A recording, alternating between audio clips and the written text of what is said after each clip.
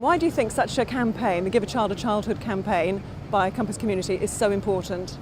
Well, Compass Community and like a lot of other fostering agencies around the country are absolutely integral to making sure that we have enough foster carers for the number of children who are going into care. And now with over 67,000 children who need support in foster care, of which 3/4 of them are in a foster placement, we need to do all we can to encourage, both at a local level where recruitment campaigns are most successful and nationally, a way of ensuring that we have as many people coming forward to foster as possible.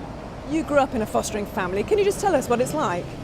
Well, my parents fostered for 30 years and I grew up from the age of 6 surrounded by, not all at the same time, but over 87 foster children.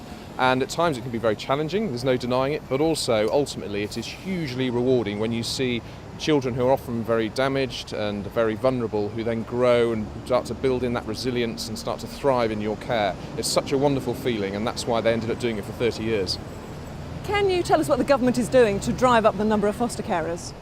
Well, we recognise that it's not just the number of foster carers that we need, but also what they have to offer to try and deal with the ever more complex needs of many of the young people who come into care, whether through a disability or a sibling group or other issues that they've had in their early life. And so to try and build up the capacity, we're working with the fostering network and also with local authorities and providing them with some money to try and encourage a broader range of people to come forward who want to foster, because there's too many myths out there about why you can't foster. The reality is that there are a lot more people who we know from the research that we've done do want to foster. Over 500,000 people in this country would consider doing it. We need to get more of them to come forward so that all those children get an opportunity to have a better start in life. And do you think that local authorities are doing enough to take into account education for looked after children, given that an organisation like Compass actually achieves twice the national average? You know, a third go on to get 5 good GCSEs grades for English and math. Do you think more should be done in terms of local authorities?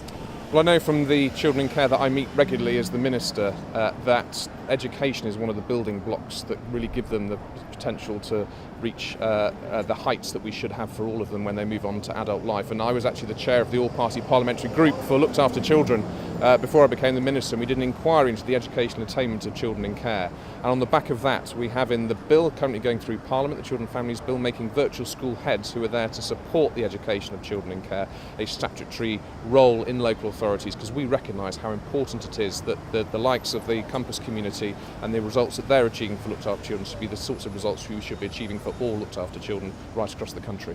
What sort of people make good foster carers? Well, my parents are foster carers, and it would be remiss of me to say that they aren't special in the role that they undertake as foster carers. And so you have to have a nurturing spirit, you have to have a love of children, which is quite helpful.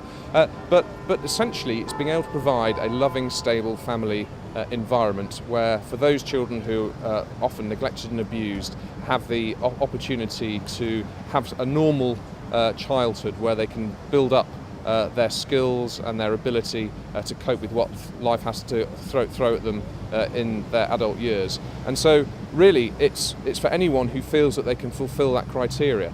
And it's saying it's not that if you're too old or too young or you're too fat or you're too thin or whether you have who you insure your car with or any of those sorts of myths that are out there. It's whether you feel you could do it, and we want you to come forward. Yes, we have to have assessments and safeguards, but we're streamlining that as well, because we need to get more people feeling confident that fostering is something for them, and that they will be supported if they choose to do it. Finally, for those who are considering it but haven't taken that first step, what would you say to them? Come forward. Tell us about who you are and what you want to do. And we know from the research we've done, over 500,000 people in this country would like to foster.